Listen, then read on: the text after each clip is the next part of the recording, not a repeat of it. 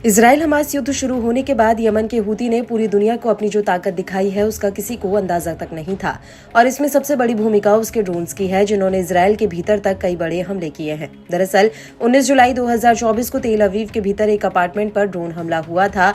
ये ड्रोन करीब 16 घंटे का सफर करके और 2600 किलोमीटर की दूरी नापकर तेल अवीव में घुसा था। यहाँ तक इस ड्रोन ने इजराइल के तमाम एयर डिफेंस सिस्टम को चकमा दे दिया था और इस हमले के बाद से अमेरिका और इजराइल के होश उड़ गए थे कि हूती के पास इतने मॉडर्न टेक्नोलॉजी के ड्रोन हैं जो बेहद ही ताकतवर हैं। और इसमें कोई शक नहीं है कि हालिया वर्षों में हूती की ड्रोन ताकत चौगुना बढ़ी है, क्योंकि इसके पीछे सीधा ईरान का हाथ है।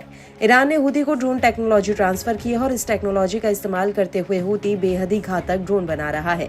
हूती ने साल 2018 में बड़े पैमाने पर ड्रोन प्रोडक्शन शुरू किया था और इसका नतीजा ये निकला कि सऊदी अरब और यूएई को अप्रैल 2022 में उसके साथ युद्ध विराम करना पड़ा।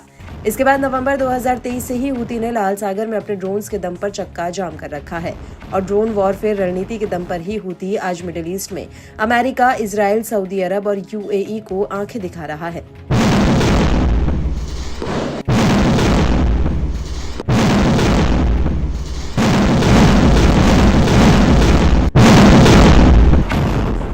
हूती ने सबसे पहले इन ड्रोन्स के दम पर यमन के भीतर अपने पैर जमाए। उसने अप्रैल और जून 2018 में यूएई की अगुवाई वाले गुट को पश्चिमी तट पर पटखनी दी थी। इस दौरान हूती ने अप्रैल 2018 में पहली बार यमन के भीतर यूएई के कमांड सेंटर और एआई, हुदायदा और ताइज प्रांतों पर ड्रोन हमला किया था। हूती ने इन हमलों में ईरान में बने कासिफ ड्रोन का इस्तेमाल किया, जिसने यूएई की समर्थन वाली फोर्स को धूल चटा दी थी। इसके बाद ड्रोन के दम पर ही हूती ने यमन के भीतर मारे प्रांत पर कब्जा करने की कोशिश की। यहाँ पर हूती ने लंबी दूरी से अंतर्राष्ट्रीय मान्यता प्राप्त सरकार के ठिकानों पर कई ड्रोन अटैक किए। हालांकि उसके ये हमले अपने मकसद में कामयाब नहीं हुए थे।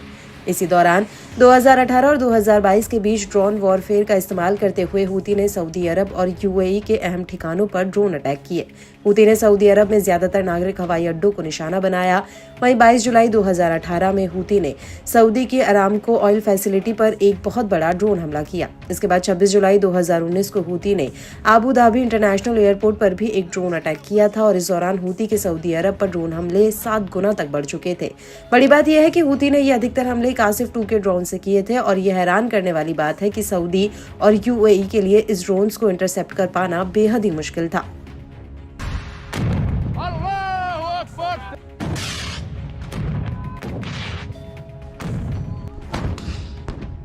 हालांकि इसके बाद 2021 में हूती ने मल्टी यूज वाले ड्रोन्स का इस्तेमाल बढ़ा दिया। ये ड्रोन कैश और विस्फोट के लिए बनाए गए थे या फिर ये हवा में उड़ते उड़ते ही मिसाइल या विस्फोटक टारगेट पर गिरा सकते थे और विस्फोट गिराने के बाद ये ड्रोन वापस अपने ठिकाने पर लौट आया करते थे।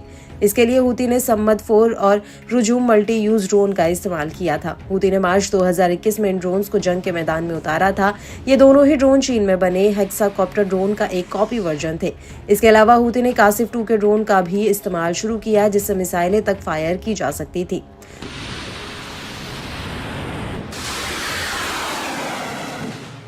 दो 2019 में हूती ने इस ड्रोन के जरिए यमन की सरकार के इंटेलिजेंस अधिकारियों के ऊपर हमले किए और यहीं से हूती ने मिलिट्री कैंपों पर भी अटैक शुरू कर दिया। ये हमले 2019 और 2021 के बीच हुए थे, जिसमें यमन के सीनियर कमांडर अबू अल यमाना की जान चली गई थी।